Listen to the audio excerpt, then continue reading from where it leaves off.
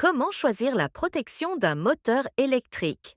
Bonjour à tous et bienvenue sur la chaîne. Aujourd'hui, nous allons parler d'un sujet très important en électrotechnique industrielle. Comment bien choisir la protection d'un moteur électrique? Beaucoup de pannes, d'arrêts de production et même d'incendies sont causés par un mauvais choix de protection. Pourtant, avec une méthode simple et professionnelle, on peut éviter ces problèmes. Un moteur électrique est exposé à plusieurs dangers comme la surcharge, le court-circuit, la surchauffe, la perte de phase et les variations de tension. Si ces défauts ne sont pas détectés rapidement, le bobinage du moteur peut être endommagé et le moteur peut devenir inutilisable. Pour protéger correctement un moteur, on utilise généralement trois éléments principaux. Le premier est le disjoncteur moteur qui protège contre les courts-circuits et les fortes surintensités. Le deuxième est le relais thermique qui protège le moteur contre les surcharges prolongées en coupant l'alimentation lorsque le courant dépasse la valeur admissible.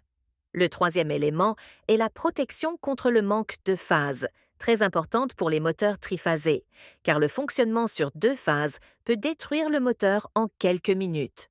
Maintenant, voyons la méthode professionnelle pour choisir la bonne protection. La première étape consiste à lire la plaque signalétique du moteur. Sur cette plaque, on trouve des informations essentielles comme la puissance, la tension, le courant nominal et le type de couplage étoile ou triangle. Le paramètre le plus important pour le réglage de la protection est le courant nominal du moteur. La deuxième étape est le réglage du relais thermique. Ce réglage doit être égal au courant nominal indiqué sur la plaque du moteur.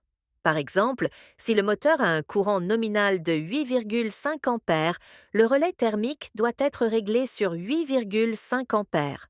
Cela permet de protéger le moteur contre la surcharge sans provoquer de coupures inutiles.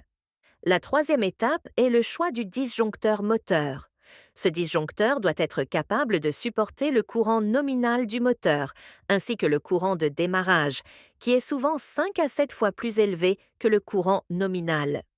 Il faut donc choisir un disjoncteur adapté à la puissance et à la classe de démarrage du moteur. La quatrième étape consiste à prendre en compte l'environnement de travail. La température ambiante, la poussière, l'humidité et le type de fonctionnement, continu ou intermittent, influencent directement le choix et le réglage des protections.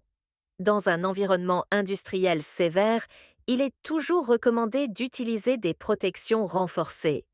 Il existe aussi des erreurs courantes à éviter absolument. Il ne faut jamais régler le relais thermique au-dessus du courant nominal du moteur.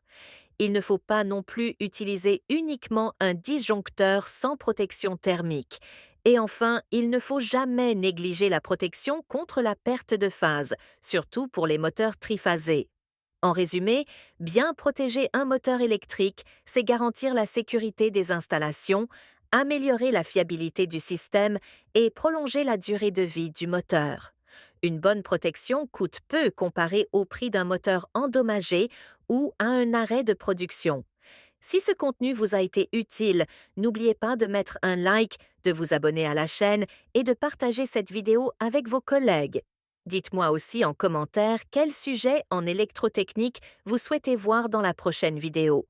Merci de votre attention et à très bientôt.